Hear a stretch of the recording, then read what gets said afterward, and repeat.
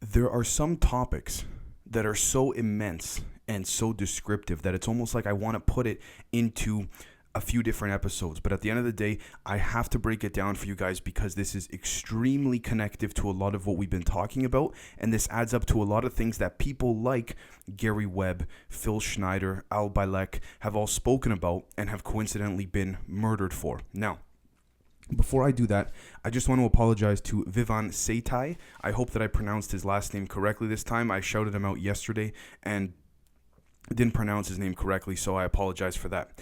Now, the next thing I want to talk about very quickly is that we need to understand to a T what the Ulfbert sword was and what it is. So according to Wikipedia, the Ulfbert swords are about 170 medieval swords found in Europe, dated to the 9th to 11th centuries, with blades inlaid with the inscription Ulfberth, and that is a Frankish personal name that became the basis of a trademark of sorts used by multiple bladesmiths that made these swords for centuries. Now, here's the interesting thing about it.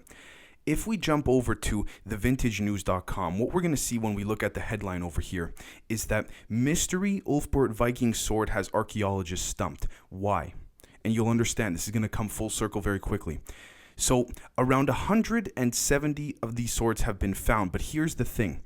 The technology that would have forged not just the swords, but the writing on these swords and the certain engrainment on the swords is from the technology that would have been used within the Industrial Revolution of the 1800s and 1900s. So let's put it this way. This sword was carved with such precision, and this is nothing new, by the way. There's tons of artifacts and different mysterious things such as Stonehenge, or of course the pyramids, or different, the Ollantaytambo steps and all that just can't be explained, that no one has really publicly explained. Scientists, every couple of years, they try to come out with an explanation. They try to say, look, we found the answer. Doesn't end up working. So here's what we have to understand. This sword dates to anywhere from 800 AD to 1000 AD.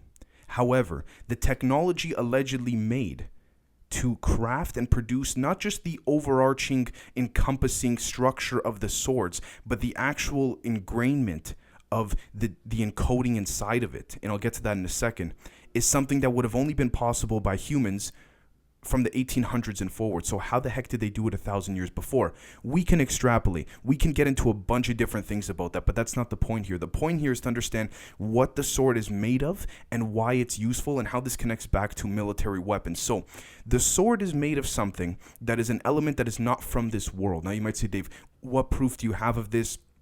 So on and so forth. I'll explain to you guys in a second. So what we're looking at here when we take a step back is what we're going to see is that this sword is made of the same structural elements as that of what Phil Schneider has spoken about before. Now, ironically, Phil Schneider brought a piece of metal with him that he claimed to be an element non-terrestrial and non-existent and non-inhabitant of this earth, saying that this is an element that is not even on the human periodic table. He said this, and then a couple months later, he committed suicide. Now, he also said there was something called Project Kratos, and Project Kratos was that it took this particular element and put it into all of the fighter jets, all of the black budget projects, but not just the Air Force weaponry as well, not just the planes and the jets and the stealth things and the top secret reverse engineer UFO projects, but those reverse engineer ones already had him in there. He mentioned as well that this material is used in super soldier guns and weapons. Now, when I say super soldier, you might say, Dave, that's a bit general. Can you please get a little more descriptive for us? And I'll say this, absolutely. Not in the Navy SEALs weapons, not in any of the weapons that occurred in the modern public wars of today. We're talking underground experimentational weapons. Now, you might say, why is this piece of metal put into all of these different aircraft and all of these different DEW weapons and assault rifles and things like this? Well, if we take a look at howandwhys.com, what we're going to find here, and this is the headline, ex-U.S. Air Force servicemen claimed tall white aliens visited Nevada casinos in human outfits in the 1950s. Now, before you guys turn away or turn this episode off or go somewhere else, just bear with me. It's not the headline or actually the main basis of the article I'm connecting it to. What I'm connecting it to is a very specific subparagraph within this article, all right, that says here that these aliens, these Nordic whites, he described, not only were traveling and roaming around the Las Vegas, Nevada place with CIA agents. But here's the interesting thing. These Nordic aliens used a pencil-like device to kill or torture their prey, including humans. The device shoots some kind of rays that allow aliens to control humans. All right, now, when we take a look back and we look at all of the alien alleged UFO abductions that people have claimed to have been through, the ones that came back.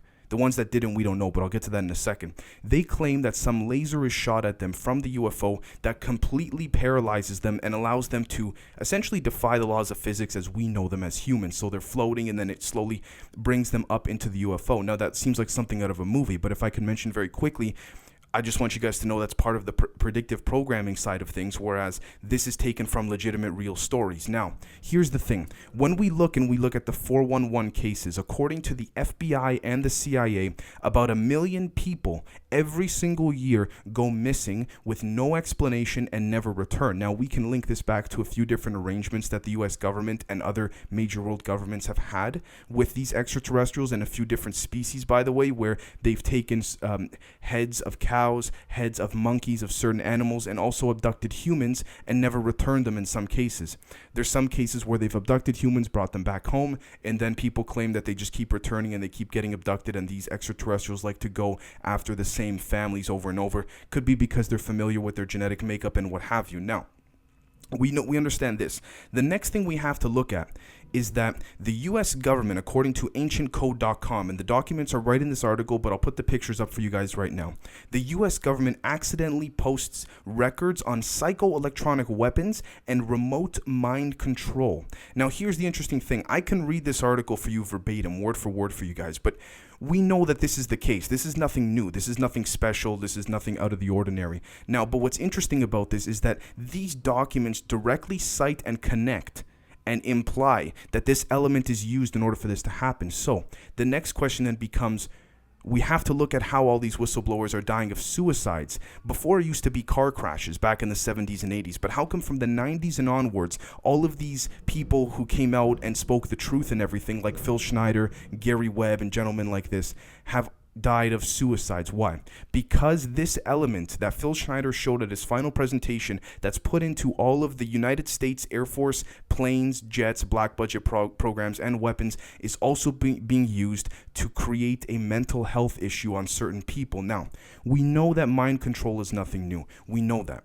We understand that they've experimented on the public before, not just in the West, but all around the world, without any permission and completely off the books, completely illegal, but they don't care. They only use the records when it applies to them. Now, you might say, Dave, where did you get these documents from, and how the hell can we explain it? So, when we take a step back, what we're going to find is that these documents, apparently, and according to ancientcode.com, were apparently sent by accident that offer a number of illustrations that show different devices and techniques that aim to manipulate the human mind. The file also features details about weapons that use electromagnetic force to induce intense pain in certain individuals. End quote. Okay, so it explains in this document how there's a certain element that is harnessed. What we have to understand is that elements are harnessed all the time, but this particular one is something that defies Einstein's theory of relativity. And this is not according to me. This is according to, if we take a step back and we head on over to the ex-U.S. Air Force gentleman who claimed that he saw this pen-like material be able to control humans with complete ease. All right. And his name is Charles Hall. So what we're seeing here, guys, is we're seeing a deep connection between Charles Hall, Phil Schneider, Gary Webb, Al Bielek, all of these people who have been claimed to be mentally unstable and suicidal. Something is up here. Something is completely up. Now, the next thing becomes, why would this be ingrained within an ancient sword? I cannot give you guys the answer. I've done a boatload of research on that, and I cannot come to the conclusion yet. However, what I understand is that the shape of a pyramid, bear with me here, the shape of a pyramid encompasses an all overarching energy harnessing ability of many kinds, whether it's gravity, whether it's energy that we are not familiar with as humans, or different things like this. Now, you might say, how are you connecting the pyramids to this sword?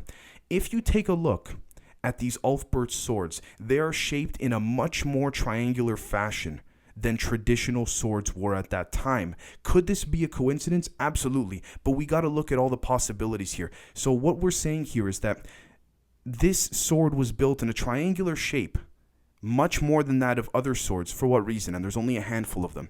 Clearly, the civilizations, the human civilizations of this time understood that when you take this particular element, it could be harnessed. Now, of course, it had to have been taught to them by somebody. But at the end of the day, what we also have to understand is that once humans can harness something, they don't really care how it works, as long as it works. And that's the truth about humans. But when you have some organizations such as the military putting this into all of the black budget helicopters, all of the black budget aircraft, all of the DEW weapons, it makes you think. Now, these files leaked by the CIA were truly an accidental leak, according to many, and according to a few people who worked there. Now, when I say worked there, what am I talking about? The CIA accidentally released these files in correspondence with a journalist who had inquired about something else completely unrelated. All right? And so the CIA accidentally submitted these files, in addition to the ones the journalist was asking for, through the FIA or FIA, the Freedom of Information Act. All right. And so when we look at that, we're going to see that it was leaked to one of the offices of the Freedom of Information Act department.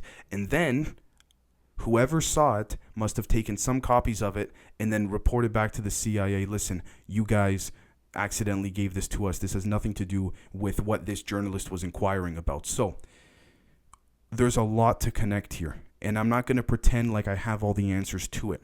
But why is it when we take a step back and we go through each one numerically in order, we look at this sword is more triangular than most? There seems to be a reoccurrence, whether it's through spirituality, whether it's through technology, whether it's through folklore and ancient stories, which may not even be stories, whether it's through biblical scriptures of many different kinds. Triangles keep reoccurring. Okay, this sword is more triangular than others, and there's only about 170 of them in the world. Next thing, this sword has inscriptions on them utilizing technology that was not available at that time, at least not that we thought. Thirdly, this sword also inhabits an element that is now being used in all black budget weapons of all kinds. Okay. Fourthly, this seems to be the same technology harnessed by the tall whites and the alleged gray extraterrestrials when they abduct people or when they feel threatened. They pull out this pen-like weapon and they point it at whatever they decide to point it at. Don't know how it's harnessed, don't know how it's controlled, but it seems to have the same type of attributes overall. Now, you might say, okay, Dave, we believe you, but we want to see what Phil Schneider, Gary Webb, and all those guys have said so we can corroborate that. No problem. I'm putting it up on the screen right now, a website that has very graciously put out the transcript of the final presentation that Phil Schneider gave before he, quote-unquote, committed suicide. All right. Now, the next thing I want to mention as well, too, but I'm going to save this for another episode just because there's much more to dive into, is that this technology is being used as we speak. So if you take a step back and you look 2 years ago, in January of 2018, the accidental missile crisis that everyone in Hawaii received an Amber Alert on other devices saying that you got to hunker down. There's an incoming missile from North Korea. This is not an emergency. This is not a drill. I apologize. This is a real emergency. And then all of a sudden, the Amber Alert gets retracted and taken back, and then this missile launched by North Korea just kind of went away. So allegedly, this material, this element, can also harness with the right microprocessing technology, and harnessing of spirituality through the usage of things like the Akashic Records, can also open up portals. Of what size, I'm not sure. Can they control the size of the portals opened? It's hard to say, but it seems like the U.S. government was comfortable enough because there are multiple reports alleging that this missile fell through a portal so it didn't hit Hawaii. Now, did it come from North Korea? Don't know. Honestly, that's not really the point that I'm trying to make here. It could have been an accidental launch by the United States themselves or another country, and we know that countries work together in a very classified manner, no matter how adversarial they are on the public end. And when they work together in the classified level, what we'll find is that they work together to inhabit and continue the preservation of this planet. Why? Not only because they're taking orders from people like the tall whites who are deceptive, but also in a certain way honest when they want to be, but also because they understand that according to multiple people, to multiple former Air Force men who have gone on record and said they're working with other countries to train, and Phil Schneider said this too, by the way, to train other countries in black budget UFO technologies. So why would they work with other countries to do that while on the public end they're fighting over something stupid in, let's just say, Europe or the Middle East or even North America or wherever? Because they need to keep the show going. It's as simple as that. And I'm not saying that all of it's a show. And it's terrible. It breaks my heart to say this. But at the end of the day, a lot of people die for this show to keep on going so they can hide these things. Now, the last thing I want to mention is that when we look and we see that in the 60s, 70s, 80s, even all before that, the 40s and the 50s, people who the CIA and other world agencies wanted dead were dying in car crashes. Okay, now on a public level in 2020, we could say a lot of them are dying of poisoning, but that's just the front end of it. When we look at the 90s and the early to mid 2000s, whether it was the Bushes or the Clintons, or even in some cases the Obamas, a lot of these politicians who committed suicide seemed to come across something or stumble across something where they knew too much. So how did they get poisoned? Did they send someone into their home and poison them at night and make it look like a suicide? Possibly. But why not use this DEW weapon to make them suicidal and make them kill themselves, because it harnesses a form of hypnosis as well.